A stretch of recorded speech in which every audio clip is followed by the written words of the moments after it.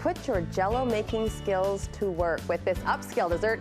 Gelatin is an important ingredient in smooth and creamy Irish cream panna cotta with milk chocolate ganache on top. It just keeps going. Just keeps coming. Becky Low suggests this as the closer for your corned beef meal this weekend. Good to see you, my friend. Love thank you in pink, by the way. Thank you. Let's get to the definition if we can. So it's so much more than pudding.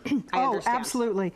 You know, pudding is a cooked or an egg base or something of that nature. This is, you said it right. I don't want to say that it's a milk version of jello, but gelatin is involved with it. We won't hurt its feelings like that. You know what, it is just so super creamy, rich dessert and extremely easy to make. Well, I think that's why we pull out the jello reference, is just because of the simplicity of this recipe. Because you say panna cotta, that sounds intimidating. It does. Just by the title. Yeah. Yeah. So what goes into this from an ingredients list? So to start with, and we have just regular cream.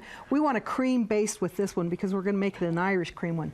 Okay, and to this we want to add the unflavored gelatin. Where does one get unflavored gelatin? In the jello section of the grocery store. Usually on my lime and strawberry? Yes, usually on the top shelf. Okay. And we want about 1.5 teaspoons, and we're just going to sprinkle that on the top of this milk, and it will set up so that it becomes like this. Have you heated it at all? Nope. No. Nope. In fact, you do it cold. Okay. And normally you would dissolve this gelatin, soften this gelatin with water, but with the milk, we don't want to dilute it out, so we're going to use cream. Okay, it stiffens up. I think I got gelatin up my nose. Okay, keep going. Okay, here it is. You know, you can see that it's set up, it's softened, and from that point, we want to stick it in the microwave so that we have this. And it's just like jello. You want to microwave it or heat it until it is completely dissolved. Okay. Okay, so I'm going to set these two out of the way because they're not quite ready. This one is ready. How do we make it Irish cream? Oh, okay, this is kind of a fun one. I was looking for something that would be Irish, and the Irish cream just kind of kept popping up, and I thought, what is great. That from a taste difference? Okay, it is whiskey. Well, now we're getting fun. Cream, sweetened condensed milk, a little bit of instant coffee, and a little bit of chocolate syrup. Well, I don't drink, so I thought, you know, what can I do with it? Yeah. And I found that Irish cream that you can buy that is non-alcoholic. This is usually used as a coffee creamer. Oh, okay. Okay, so it's it's like the available. little flavor cups you get at 7-Eleven when you do hot chocolate. Yeah, you know, this is a bigger version. This is a bigger bottle of that. Yes.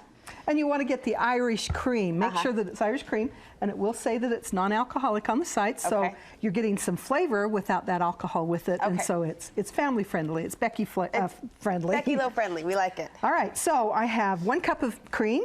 We're going to add a 1/2 cup of Irish cream to this, and we'll also add our dissolved gelatin. It's a lot of white liquid. Oh, and then the last thing is that we have some vanilla that we'll add to it. Okay. Okay, so basically, you know, a pudding is basically a milk product. Well, this is basically a cream product. It's made. It's done. That's easy, yeah. Okay, so from here, we're going to pour it into our individual containers. I love how you portion this out in the small little mini mason jars. Ah, yeah, you know, you can make it in bigger one, but the mason jars are just perfect. You can put it in these dessert dishes for a little bit more of a glamour to it. Oh, it's how they serve it at Grand America, right? For their tea or their brunch, or these you know, beautiful put it in. Glass All right, motives. now this has to set up, and so it's about 2 to 4 hours. Like in the fridge? Yep. So you put it in the fridge, and I have some off the side. Here it is. It's set, you know, ready to go. Yeah. In fact, let's just pull these off to the side. Okay. Okay, then 2 different ways that you can do this ganache. Oh, I love ganache. That's probably one of my favorites.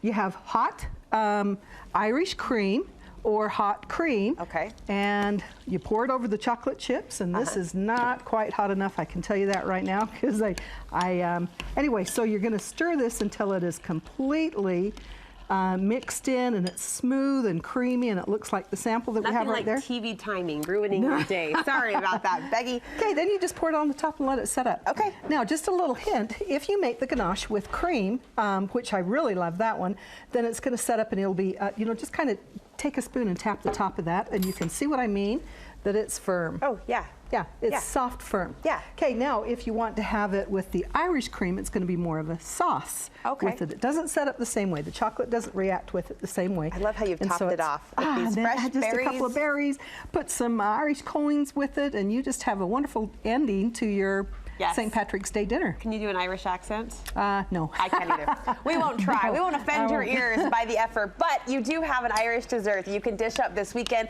for a fun, family-friendly dinner finale. Thank you so much, Becky. You can look for Becky's recipe for this panna cotta. It's on our website, studio5.ksl.com. It will be posted there after the show with all of our other recipes we've shared with you over the years.